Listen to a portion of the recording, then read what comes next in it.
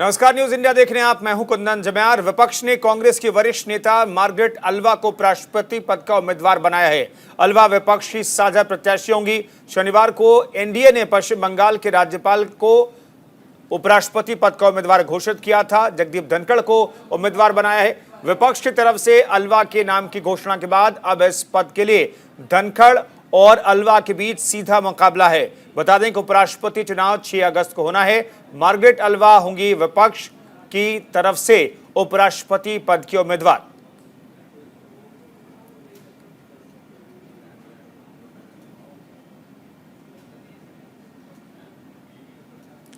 तो Margaret Alva को विपक्ष ने अपना उम्मीदवार बनाया है। तो मार्गरेट अल्वा और जगदीप धनखड़ के बीच सीधा मुकाबला उपराष्ट्रपति पद के चुनाव के लिए होगा। तो मार्गरेट अल्वा को विपक्ष उम्मीदवार बनाए जाने पर राज्यसभा नेता प्रतिपक्ष मल्लिकार्जुन खड़गे ने न्यूज इंडिया से बातचीत की, जिसमें उन्होंने कहा कि अल्वा जी को कांग्रेस उम्मीदवार के रूप में उन्हें नहीं देखा जाना चाहिए। मल्लिकार्जुन खड़गे साहब विपक्ष की बैठक में शामिल थे, इस वक्त हमारे साथ हैं। खड़गे साहब, मार्गरेट अल्वा जी का नाम आया है, कितना महत्वपूर्ण आप मानते हैं? बहुत ही महत्वपूर्ण है। वो तो एक्सपीरियंस लीडर है और हम उनको 1974 से जानते हैं और राज्यसभा के मेंबर 4 दफ़ा 5 दफ़ा हो गए, गवर्नर बन गए और उनको पूरा एक्सपीरियंस है हाउस चलाने का और एक विद्वान लेडी है और वो पॉलिटिकल फैमिली से ही आती है, तो एक बहुत बड़ा सम्मान उनको भी है और हमको सबको गर्व है कि अपोजिशन पार्टी को एक अच्छे कैंडिडेट को हमने चुना है। सर, कितने दल आप लोगों के साथ में टोटल अगर संख्या की बात करें तो? नहीं, अभी तो हम बताएं 17 तो क्या अब फिलहाल हमारे साथ है। और सर, क्या कांग्रेस के प्रत्याशी के तौर पे उन्हें देखा जा सकता है? नहीं, ये ऑल पार्टी कैंडिडेट है। उन्होंने रिजाइन किया है कांग्रेस पार्टी से और all party candidate independent candidate है। शुक्रिया। तो ये मल्लिकार्जुन खड़गे हैं जो एक्सक्लूसिव बातचीत कर रहे थे न्यूज इंडिया के साथ और कह रहे हैं कि कांग्रेस की कैंडिडेट के तौर पर मार्गरेट अल्वा जी को नहीं देखा जा सकता है। वो तमाम जो विपक्षी दलों का समर्थन मिला है वो विपक्ष के उम्मीदवार के तौर पर उनको देखा जाना चाहिए। कैमरामैन गोपाल के साथ Ravi Sarraf, news India, Delhi.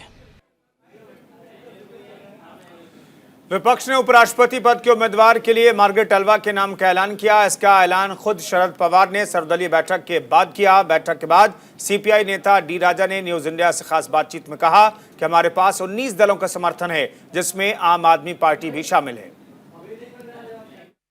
D राजा जी इस वक्त हमारे साथ मौजूद हैं। सर, आज आप विपक्ष की बैठक में शामिल थे, मार्गरेट अल्वा जी का नाम आया है, कितना गंभीर मानते हैं उनके नाम को, मार्गरेट अल्वा जी को? She is the unanimous common candidate of opposition and it will be a political contest and she is a very competent person, very experienced person. She is a very deserving person for the vice president election. Let us see. Sir, एक दूसरा विषय ये है कि आप बैठक में शामिल थे, कितने राजनीतिक दलों के जो नेता हैं वो इस बैठक में has informed 17 political parties and there are other 2 parties which are going to support this candidate. Mr. Pawar has explained. 19. You calculate 17 plus 2. I mean, you calculate. TMC and आम आदमी पार्टी ऑन वीडियो कॉन्फ्रेंस है। तो ये D राजा थे जो बता रहे हैं कि मार्गरेट अल्वा बहुत ही महत्वपूर्ण है विपक्ष के लिए और 19 दलों का साथ जो है विपक्ष को इस वक्त मार्गरेट अल्वा को मिला हुआ है, टीएमसी और आम आदमी पार्टी को जोड़कर, ये डी राजा का कहना है। कैमरामैन गोपाल के साथ Ravi Sarraf, news India, Delhi. Varanasi Suheldev Bharatiya Samaj party से नाता तोड़कर शशि प्रताप सिंह ने अपनी नई पार्टी राष्ट्रीय समता पार्टी का गठन कर लिया है। गठन के बाद शशि प्रताप सिंह ने ओम प्रकाश राजभर पर तमाम तरह के गंभीर आरोप लगाए हैं। शशि प्रताप सिंह ने न्यूज इंडिया से बातचीत करते हुए कहा कि सोहेलदेव भारतीय समाज पार्टी का जो रजिस्ट्रेशन हुआ है वो पूरी तरह से अवैध है, क्योंकि किसी भी पार्टी का रजिस्ट्रेशन करवाने के लिए प्रस्तावक के पहचान पत्र, फोटो और उनके हस्ताक्षर होते हैं। लेकिन सोहेलदेव भारतीय समाज पार्टी में जितने भी प्रस्तावक हैं उन सभी प्रस्तावक के हस्ताक्षर और फोटो और उनकी पहचान फर्जी लगाई गई है। शशि जी, आपने राष्ट्रीय समता पार्टी का गठन किया। कल ओम प्रकाश राजभर एक प्रेस कॉन्फ्रेंस करते हैं। प्रेस कॉन्फ्रेंस में आपके द्वारा तमाम आरोप जो लगाए गए थे, गंभीर आरोप, उसका उन्होंने खंडन किया। यहाँ तक कहा कि एक साइकिल चोर जो है दूसरे को साइकिल चोर ही समझता है। इसका क्या मतलब है?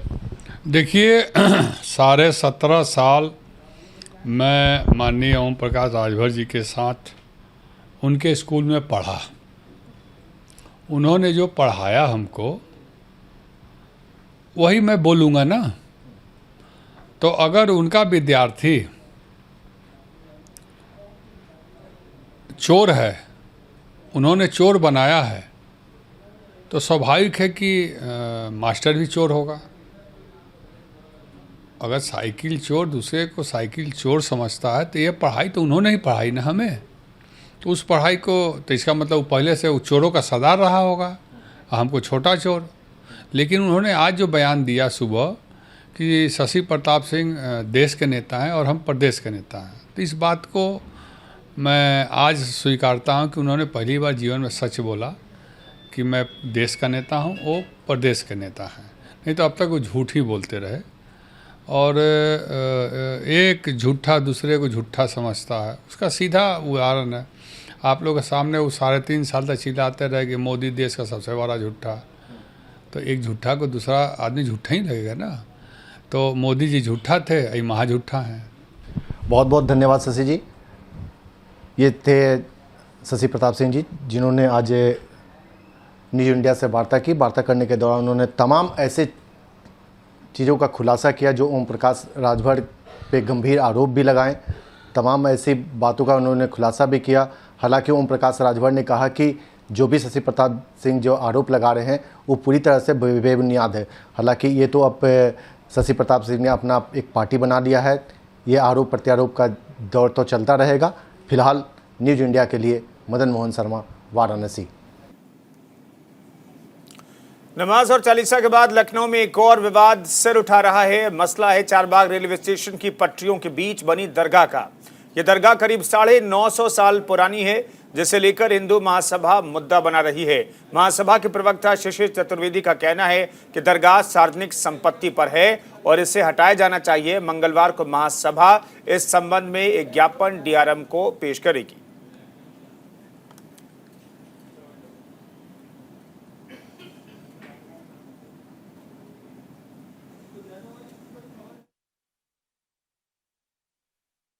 देखिए, खम्बन पीर की चाहे मज़ार हो, चाहे आलमबाग स्टेशन के सामने जो रोड जा रही है, वहाँ रेलवे पटरी के किनारे एक भव्य मस्जिद बनी है, एकदम सुनसान इलाके में।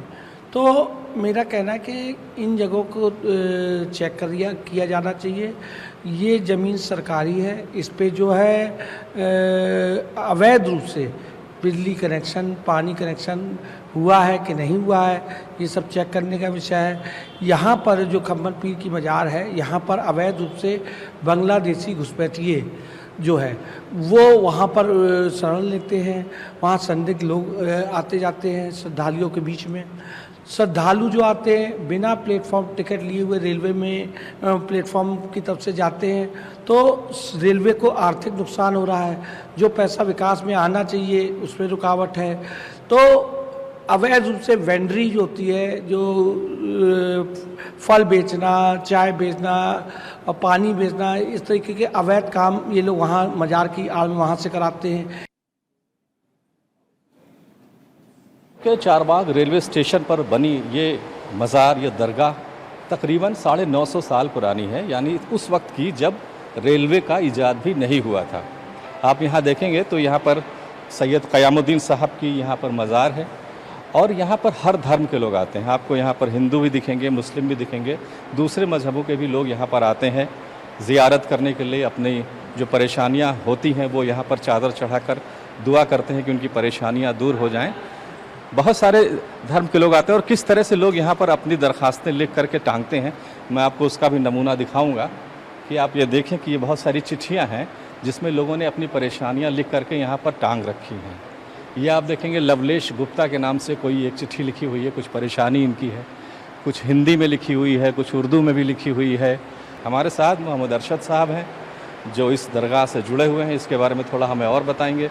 ये बताइए कि इस दरगाह के बारे में कैसे लोग आते हैं, कब ये बनी, और सैयद क़यामुद्दीन साहब के बारे में अगर आप बताएं। जैसा कि मालूम चलता है कि आपका ज़माना जो रहा है 950 साल पुराना रहा है, जैसा कि आज के दौर में 1443 हिजरी चल रहा है और आपका ज़माना 525 हिजरी का है। तो इससे मालूम चलता है कि अगर जोड़ा जाए तो ये 950 साल के करीब का ज़माना होता है। कैमरा पर्सन हरिराम के साथ मैं विवेक तिवारी, न्यूज़ इंडिया, लखनऊ। श्रावस्ती में कांवड़ यात्रा को लेकर पुलिस अलर्ट मोड पर है। कल पांडवकालीन विभूतिनाथ मंदिर पर लाखों श्रद्धालु जलाभिषेक करेंगे। श्रद्धालुओं की सुरक्षा को लेकर एसपी अरविंद कुमार मौर्य ने मंदिर का निरीक्षण किया। हमारे सहयोगी दुर्गेश शुक्ला ने एसपी अरविंद कुमार मौर्य से बातचीत की। पूरे क्षेत्र में 30 सीसीटीवी कैमरा लगाए गए हैं, 2 इंस्पेक्टर, 20 एसआई सहित भारी मात्रा में पुलिस बल लगाया गया है। पीएसी लगाई गई है, यहाँ पे फ्लड पीएसी भी लगाई गई है। पास में एक बांध है जहाँ पे लोग स्नान भी करते हैं, तो इसके मद्देनज़र फ्लड पीएसी भी लगाई गई है। इसके अलावा सादे में भी पुलिस बल लगाया गया है, महिला पुरुष दोनों। हर चप्पे चप्पे पर पुलिस की नज़र रहेगी। शांतिपूर्वक और सही ढंग से मेला संपन्न कराया जाएगा। यूपी के औरैया में छुट्टी पर घर आए फौजी ने आत्मघाती कदम उठाया। फौजी ने घर के कमरे में फांसी लगाकर जान दे दी। सूचना पर मौके पर पहुंची पुलिस जांच में जुटी है, जिसके बाद परिजनों ने फौजी के सीओ पर प्रताड़ना करने का आरोप लगाया है।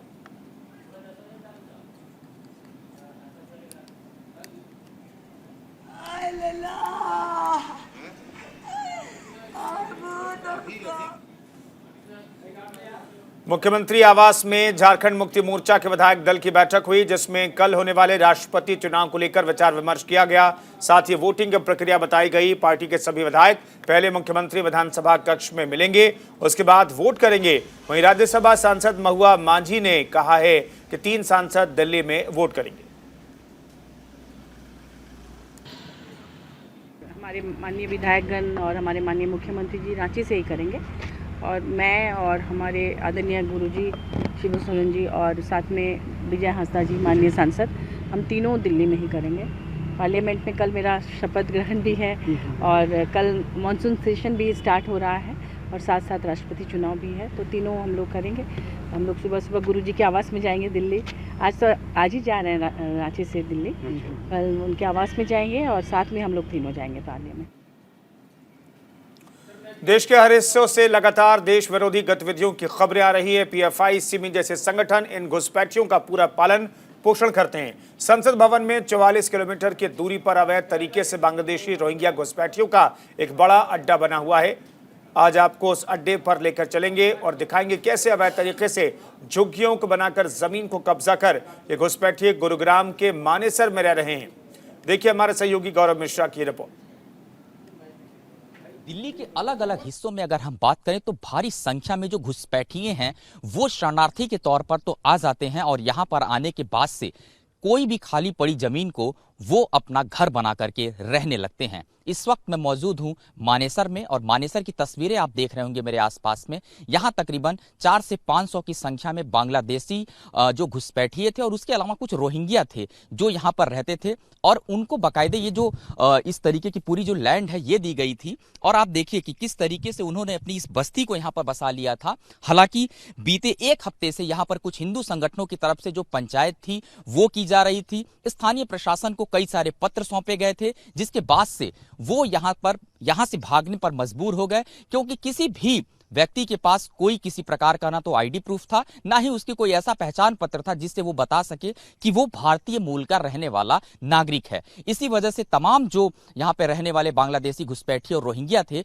वो यहाँ से 2 दिन पहले पूरी तरीके से फरार हो चुके हैं। और आप तस्वीरें देखिए, पूरी तरीके से जो ये हिस्सा है घरों का वो यहाँ पर खाली है। और अगर मैं बात करूं इनका जो पूरा ये बस्ती जो इन्होंने बसा रखा था, आप देख सकते हैं कि जो परिवार यहाँ पर रहते थे इनके, ये यहाँ पर नदारत आपको नजर नजर आएंगे। पूरी तरीके से जो कैंप है ये यहाँ पर आपको खाली नजर आएगा, कोई भी व्यक्ति यहाँ पर आपको नजर नहीं आएगा। हालांकि सबसे बड़ा इनका जो कारोबार था वो था कबाड़ी का काम। जगह जगह पर ये कबाड़ी का काम करते थे। स्थानीय लोगों का ये भी कहना है कि बड़े पैमाने पर वो चोरी करते थे। और आप देखिए इस तरीके से खाली प्लास्टिक की बोतलें और ये सारी चीजें ये यहाँ पर एकत्रित करते थे और इस पूरे एरिया को एक्वायर्ड कर लिया था। खास करके अगर मैं बात करूं तो मानेसर के अंदर ये एक बहुत बड़ा मुद्दा बन गया था और इसको तमाम जो हिंदू संगठन थे लगातार इनसे अपील करते थे कि ये यहां से चले जाएं। लेकिन जब स्थानीय प्रशासन के पास मामला आया, प्रशासन ने इस पूरे मामले पर सख्ती दिखाते हुए जब जांच शुरू की तो पता चला कि इनके पास किसी प्रकार का कोई भी आधार कार्ड या वोटर आईडी कार्ड या कोई भी पहचान पत्र मौजूद नहीं था, जिसके बाद से ये यहां से पलायन कर गए। कैमरामैन मनीष के साथ गौरव मिश्रा, न्यूज इंडिया, बिहार की राजधानी पटना में इन दिनों आतंकी गतिविधियों की खुलती परतों के बीच राज्य के जिलों को भी अलर्ट मोड पर रखा गया है। बोधगया में साल 2013 और 2018 में आतंकी गतिविधियां सामने आई थी। हालांकि इसके बाद इस तरह की गतिविधियां सामने नहीं आई। अंतर्राष्ट्रीय स्थली होने के कारण गया जिले को चौकस किया गया है। इधर अंतर्राष्ट्रीय स्थली बोधगया स्थित विश्व धरोहर महाबोधि मंदिर की सुरक्षा व्यवस्था को और पुख्ता किया गया है। इसके लिए पुलिस प्रशासन ने रणनीति तैयार की। महाबोधि मंदिर की सुरक्षा में एक कंपनी और बल लगाए जाएंगे। वहीं हाई क्वालिटी के सीसीटीवी कैमरे भी लगाने की रणनीति तैयार कर ली गई है। बिहार में आतंकी गतिविधियों को लेकर के बोधगया में भी चौकसी बढ़ाई गई है। टीम के जो एडिशनल एसपी हैं वो भी उसके इंचार्ज हैं। एक हमारे भी इंस्पेक्टर जो है जिला बल से वहाँ पे रहते हैं। उसके अलावा जो आउटर सिक्योरिटी है वो जिला बल के पास है, जिसमें हमारी स्टैटिक और डिप्लॉयमेंट भी रहती है और पेट्रोलिंग भी रहती है।